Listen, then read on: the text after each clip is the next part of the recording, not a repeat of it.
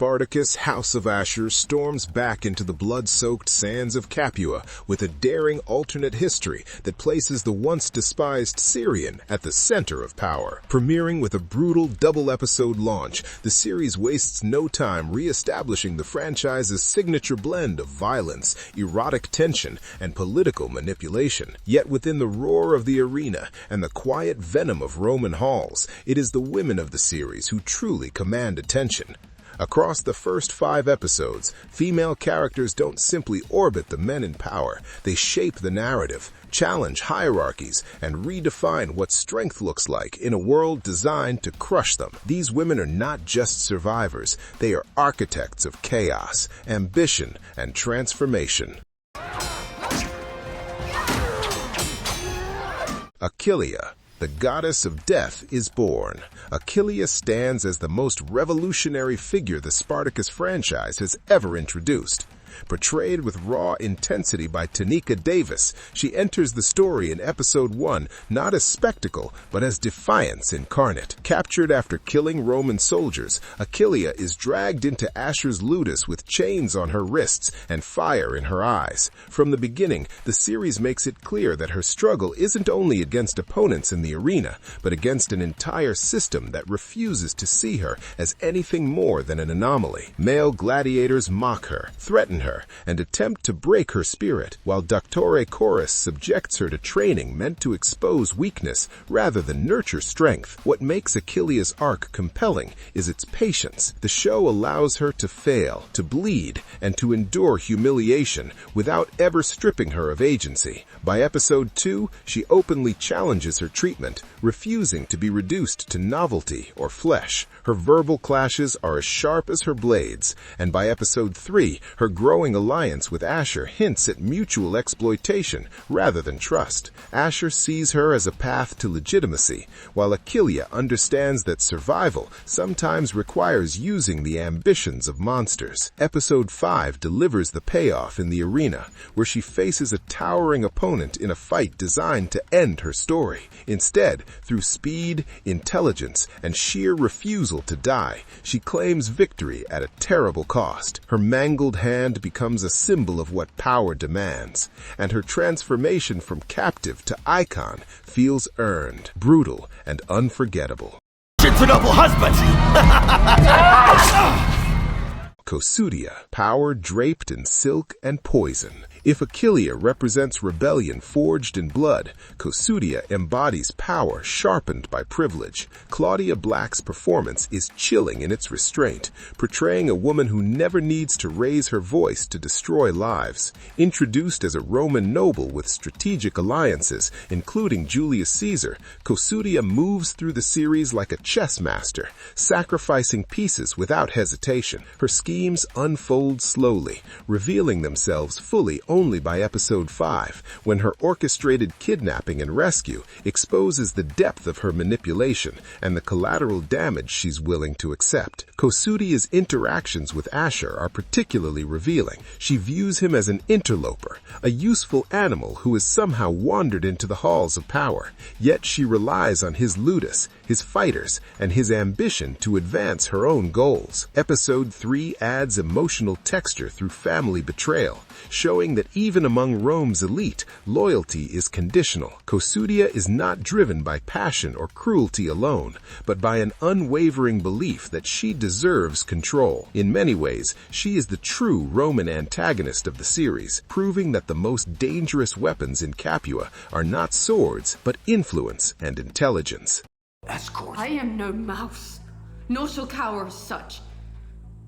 Hilara, survival in silence. Hilara offers a quieter but no less devastating portrayal of strength. Jamaica Vaughn plays her with restraint, capturing the daily calculus of survival faced by those who live close to power but never truly possess it. Introduced as an elevated house slave, Hilara navigates Ashur's domain with care, understanding that affection can be both protection and trap. Her relationship with Ashur begins with obligation, but slowly evolves into something resembling intimacy, though never equality. The arrival of Viridia fractures this fragile balance. By episode 4, Hilara is forced to confront the reality that affection does not guarantee security. Episode 5's humiliations at the Roman party underscore how disposable she truly is, not just to the elite guests, but potentially to Ashur himself. What makes Hilara compelling is her internal shift. The pain she endures does not break her, it sharpens her awareness. The show subtly suggests that her loyalty may one day turn into resistance,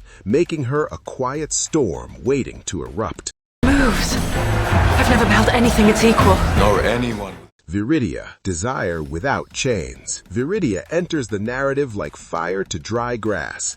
As a free woman with wealth and confidence, she represents a world Hilara can never access. India Shah Weich imbues Viridia with warmth and allure, and her chemistry with Ashur is immediate and disarming. She doesn't fear him, doesn't serve him, and that difference alone makes her irresistible. Through Viridia, the series explores desire divorced from ownership, even as it complicates Ashur's already unstable ambitions. Her presence in Episode 5's lavish gatherings highlights her ability to move comfortably among Roman excess while remaining emotionally sincere, yet her freedom also makes her dangerous. Viridia doesn't just threaten Hilara's position, she threatens Ashur's carefully constructed identity. With her, he is not a dominus commanding fear, but a man chasing approval. That imbalance hints at future fractures that could reshape his rise.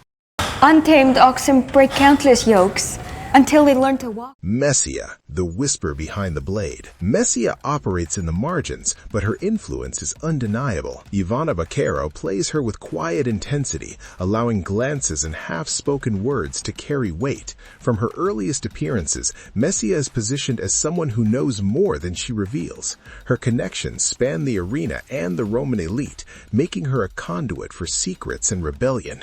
By episode 3, her involvement in Cosutia's schemes becomes clearer, though her true loyalties remain deliberately ambiguous. Messia represents the unseen networks that keep Capua alive and volatile. She understands that survival often requires choosing the right moment to strike, rather than charging headlong into death. As the series progresses, she feels poised to become a catalyst, the kind of character whose single decision can ignite catastrophe.